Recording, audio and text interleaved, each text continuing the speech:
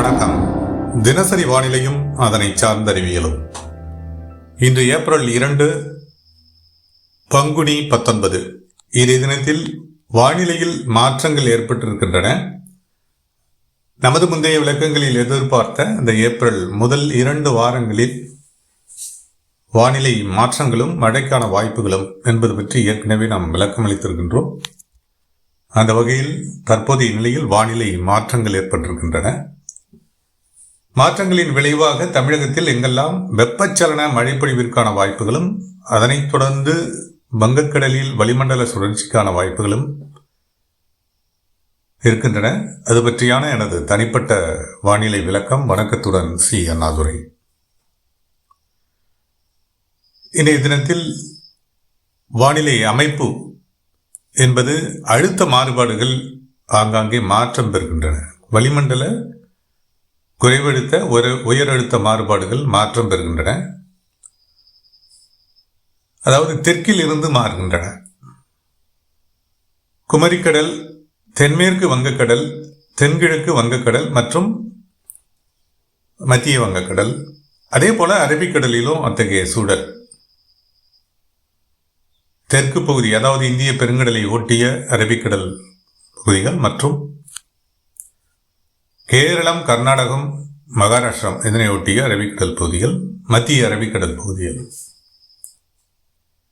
இங்கெல்லாம் குறைவழுத்தம் சார்ந்த மாறுபாடுகளும் உயரழுத்தத்தினுடைய விளக்கமும் ஆங்காங்கே ஏற்பட்டிருக்கின்றது. காற்றினுடைய திசை மாறுபாடுகளுக்கு இவைகளெல்லாம் காரணமாக இருக்கின்றன. இந்த நிலையில்தான் குறைவழுத்த பகுதியில் இருந்து காற்று கிட்டத்தட்ட தமிழகம், கேரளம் இந்த பகுதியில் சார்ந்து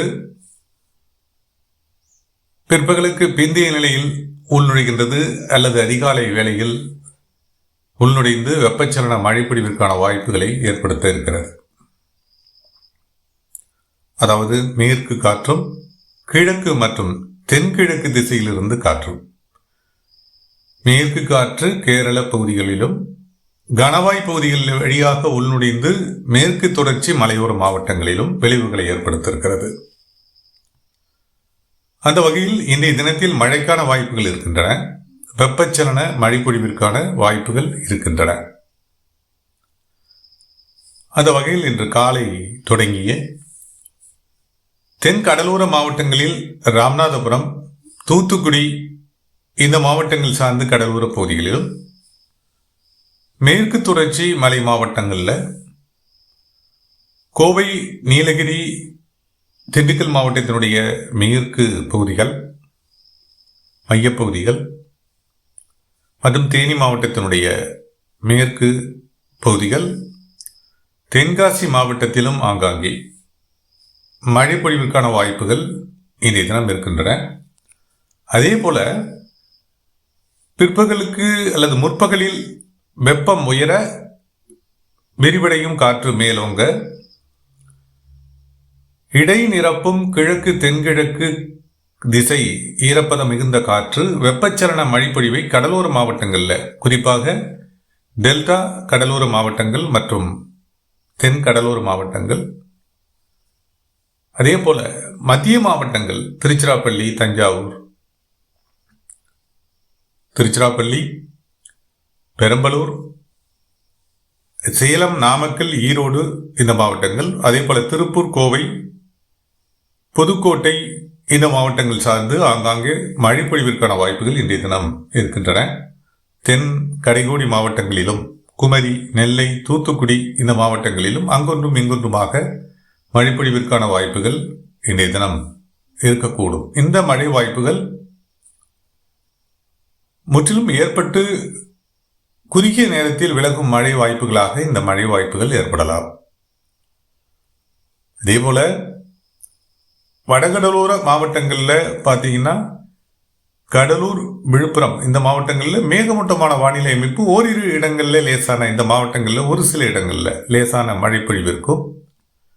அதே போல கள்ளக்குறிச்சி,